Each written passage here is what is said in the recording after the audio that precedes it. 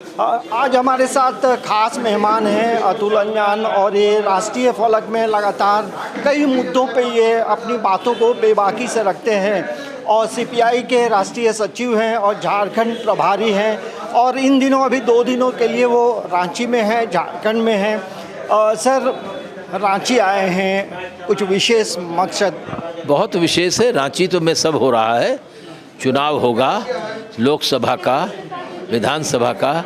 विधानसभा के कुछ लोग विधानसभा में रहेंगे या परलोक सभा में जाएंगे, ये सब तय करने आए हैं। और हम चाहते हैं कि इंडिया के लोग इकट्ठा हों और हम चाहते हैं कि हेमंत सोरेन जी, अभी भी समय है, विस्थापितों के सवाल पर सभी पार्टियों की मीटिंग बुलाएं। 5 साल तक उन्होंने बुलाई नहीं है। महंगाई बढ़ती चली जाई है, इस पर वो चर्चा करें, क्या किया जा सकता है। यहाँ सांप्रदायिक शक्तियाँ सर उठा रही हैं, इसको कैसे दबाया जाए, इस पर चर्चा करें और कैसे 1 to 1 का मामला निपटाया जाए। अगर 1 to 1 नहीं हुआ यहाँ विधानसभा में भी और लोकसभा में, तो इसकी जिम्मेदारी, इसकी विफलता की जिम्मेदारी हेमंत सोरेन के कांधे पर होगी और इसका खामियाजा भी उन्हीं को भुगतना होगा। ये झारखंड में आप लोग कितने सीटों पे चुनाव लड़ना चाह रहे हैं, ऐसा कुछ तय है? देखिए, झारखंड के अंदर 22 विधानसभा को चिन्हित किया है और 7 लोकसभा को चिन्हित किया है। निश्चित रूप से जब इंडिया की बैठक होगी उसमें लेन देन होगा, आगे पीछे हो जाएगा और हम सबको समायोजित करने के लिए ये सीटें सब नहीं लड़ने वाले हैं, लेकिन हमारा दावा बरकरार रहेगा, एक सम्मानजनक सीटें हम जो हमारी। अब बताइए, नाला 10 बार विशेश्वर खान जीते, देवी पद उपाध्याय, हम बास्ता सोरेन जी,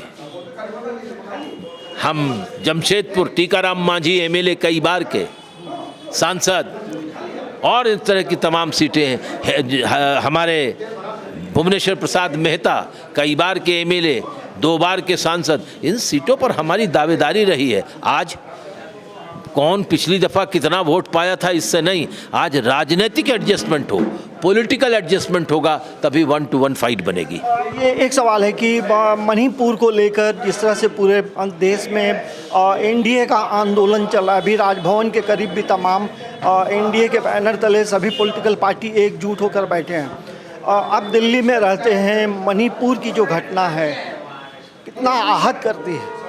बहुत आहत करती है। मैं दिल्ली में नहीं रहता हूँ, मैं घूमता रहता हूँ पार्टी के काम से। मैं मणिपुर का भी प्रभारी रहा हूँ।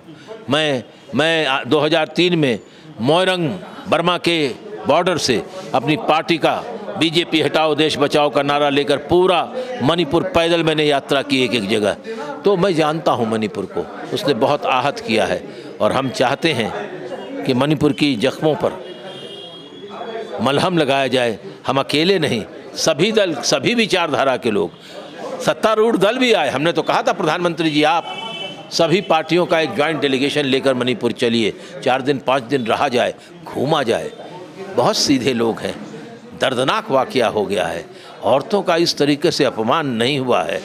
द्रौपदी की लाज राखी कौरव दल के सामने और मन तो मेरो हर लियो गोविंद राधे श्याम में। भगवान कृष्ण शुद्ध स्वयं द्रौपदी की रक्षा के लिए आ गए थे और आप क्या हैं, आप कौरव दल बने हुए हैं कि निर्वस्त्रीकरण करा रहे हैं। अच्छा, ये बताइए क्या वजह है कि भारतीय जनता पार्टी जो केंद्र में जो सरकार है, उनका शिष्टमंडल अब तक मणिपुर क्यों नहीं जा पाया है? कोई वजह है? मेरे ख्याल से लकवाग्रस्त हैं, मानसिक रूप से लकवाग्रस्त हैं। मैं तो कभी कभी सोचता हूँ कि मुझे अब देश में कुछ जगह कुछ जाकर बड़े बाज़ारों में एक झोला खरीदना चाहिए, क्योंकि प्रधानमंत्री ने कहा था कि मैं झोला लेकर निकल जाऊँगा। तो अब समय आ गया है कि मैं झोला ले आऊँ और उसमें 6-7 दिन के कपड़े रखें और जा कर के श्री नरेंद्र मोदी जी से कहूँ कि ये झोला लीजिए और चलिए, चल उड़ जा रे पंछी, अब ये देश हुआ बेगाना। एक अंतिम सवाल, पूरे देश में जो है, जो राजनीतिक तौर पे जो हम लोग देखते हैं, एक आपसी कटुता काफ़ी बढ़ गई है पॉलिटिकल पार्टियों में, क्या वजह मानते हैं? कहाँ पर कटुता बढ़ गए? राहुल गांधी जी तो मोहब्बत की दुकान लेकर घूम रहे हैं और हमने कहाँ किया? हम वो मोहब्बत की दुकान लेकर घूम रहे हैं और कम्युनिस्ट पार्टी शोषित, पीड़ित, दलित, पिछड़े और प्रवंचित लोगों के लिए चाशनी बनकर उनको एक साथ मिलकर मिठास का एहसास कराने के लिए बेताब है। राहुल गांधी फिर यात्रा पे निकल रहे हैं। यात्रा इस देश में सबको करनी चाहिए।